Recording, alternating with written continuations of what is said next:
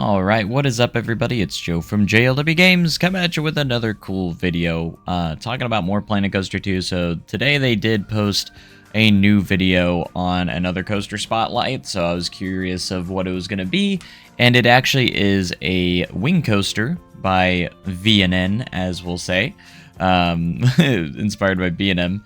Now I just wanted to talk about this because I feel like no one's talking about it, and some of you might notice it right away. I noticed it as soon as I saw the picture of when it was revealed in, when they were showing off like the coaster list and stuff like that. I noticed it right away is that the restraints have been changed on the wing coaster into like the more classic B&M style restraints, and we no longer have the vest restraints. You can see that we still have like the little bird or whatever in the middle. So that theming's still there. So they deliberately changed the restraints for some reason, even though all the B&M wing coasters, which is what this is based off of, all have the vest restraints. So this is one change that I didn't really understand and that I'm not a big fan of. It is a nitpick, and ultimately it's not the biggest deal ever. But, however, it just looks off to me, like, not having the vest restraints on the wing coaster. And it's, like, one of those nitpicks that just kind of, like, bother me just ever so slightly. And, like, man, because I love building wing coasters and Planet Coaster, so, like, why would they make that change? I don't know, maybe they need to make it different enough from B&M so they don't get sued or something, I don't know. But a lot of their coaster types look very similar to their inspiration that they're inspired by. So, anyways, I want to know what you guys think about this change. I think I've mentioned it very briefly beforehand, and so I'm kind of glad that they showcased a wing coaster because of this reason. And, like, that's the only nitpick I really have about this model, is that it's different from its real-life counterpart that it's inspired by. For whatever reason, they decided to change that. And, someone went in there and said, hey, let's change the restraints to match the other ones. And the dive coaster still has the vest restraints, so it's not like they can't use the vest restraints. That's very, very weird to me that they decided to change it on the wing coaster out of all of the rides. So I'm not entirely sure what would cause this kind of change for the B&M wing coaster. Also, well, V&N as it is in game. Very, very interesting. I mean, this blueprint's just okay. Like, it's nothing special. It's made by Frontier. So if Frontier, if you're watching, like, I would love, hire me on. I will make blueprints for you guys. You guys have gotten better since Planet Coaster 1, but there's still a few of them that are really, really bad, by the way. This one's not bad, but it's not the greatest in the world. Like, it's got like a winged over drop, but it's not like a proper winged over drop. Not a realistic one, anyways. Not saying that probably can't be like that, but anyways, yeah, like, Frontier, hire me right now. I will build some blueprints for you. I never use the blueprints in Planet Coaster, at least the base game, in-game ones. If I were to use any, it's definitely going to be from the workshop, for sure.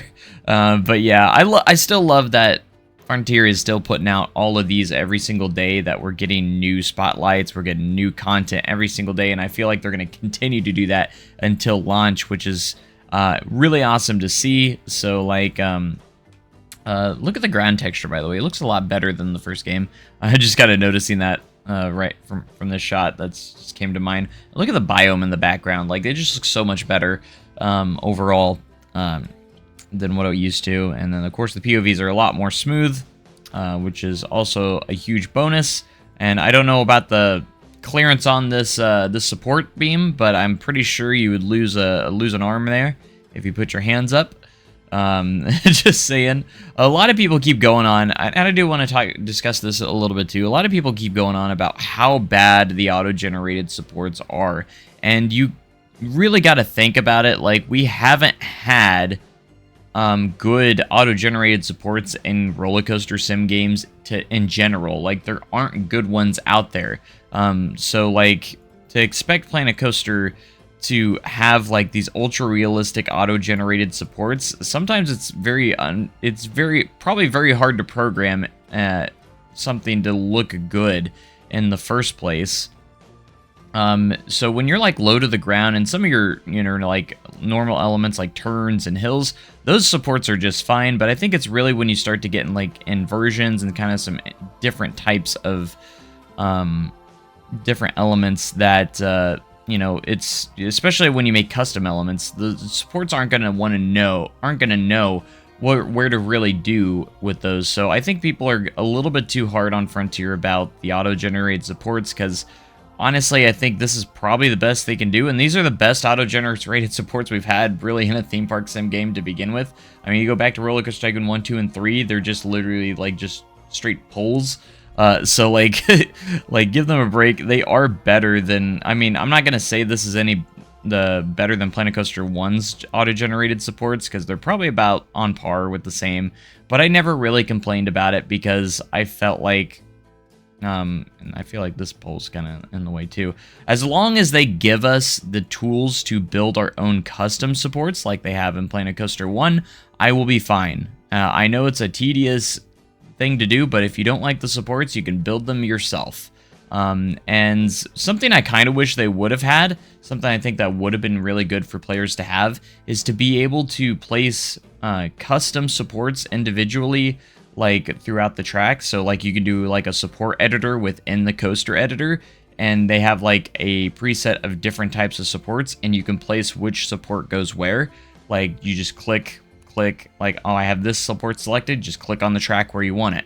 I think that would be really nice because it could save us a lot of time with custom supports. So that's something I think they could do, because there was like, I think it was Theme Park Studio that actually implemented something like that. Very, very good feature to have. Overall, it's not like a deal breaker for me.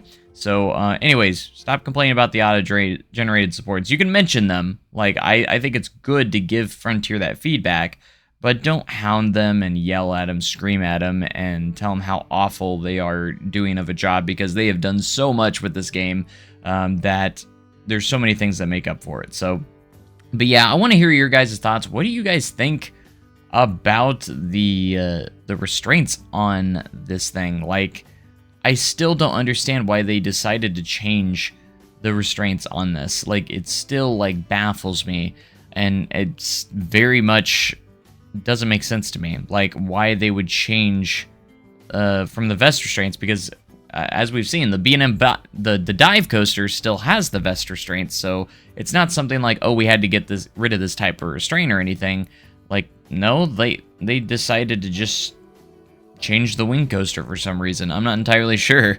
Like, everything's the same except for the restraints that they put on here, which is, again, I'm not entirely sure. It's not a deal breaker for me, and it is more of a nitpick, but I just want to give Frontier my feedback of what I think of that, and I just don't understand why. And maybe we're getting two different variants of the wing coaster, potentially. I'm not entirely sure, but what do you guys think of their blueprints so far? Some of them have been pretty decent, and then some of them have been kind of not great. If we look at the queue line here, they attempt to do a cattle pen. That's another thing I hope that we get fixed, that we can't really do in Planet Coaster 2, that we can actually do in Planet Coaster 1, and that is proper cattle pens with like square edges. We can't do the square edges, as far as I'm aware, anymore on the queue line pads.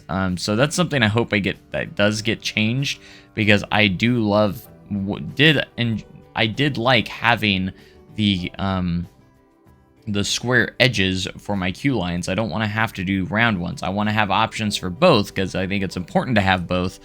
Because right now, with my queue lines, I'm definitely going to cover it up, and I'm not going to use the in-game fencing. I'm going to create my own fencing, because I don't want to have like rounded edges like that for when I do my cattle pens and my queue lines. So that's something that I hope that Frontier looks into, because it's something that we can do. It's literally like the only thing that we can do. One of the things that we can do in Planet Coaster 1 that we can't do in Planet Coaster 2. But look at these supports. Although I can see why some people are upset with the support structure. I mean, look at this. There's no supports here whatsoever. So this is kind of an interesting when they have blueprints that just don't have any supports underneath them, it's just kind of like, what are you doing, you know? They should definitely look more into that, like, and be a little bit more cautious of where they place their track, so it, you know, because obviously they're going to use auto-generate supports on these blueprints, but I think it would be cool if they did have some with that used like custom supports, and I really hope, I think I've seen some signs that we are getting custom supports like we did in Planet Coaster 1,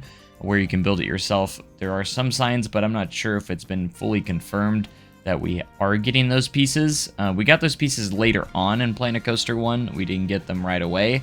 Hopefully that we get them right away in Planet Coaster 2. So let me know your guys' thoughts in the comment section below, what you think about this new coaster spotlight, and if more news comes out, I'm going to try and be on top of it. I like that they did like this little, it's not really a double down, but like kind of like a trick track double down in a way on a wing coaster. I actually kind of like that. That's funny. But anyways, but yeah, it is over supported too, but that's something that I know we can change in the coaster editor. But anyways, yeah, that's gonna about do it for this video, guys. Let me know your thoughts in the comment section, what you think about the V&N flying coaster, or B&M, you know, as it's actually known by in real life. But hope you guys enjoyed this video. Make sure you comment, like, subscribe for more amazing content like this, guys. And I can't wait till Planet Coaster 2 comes out, because we're so close. We're so close, just weeks away. I cannot wait. I know you guys can't either. So we have a lot of big streams coming up for that. So see you guys then, and have a great day and cool tomorrow. Thanks. Goodbye.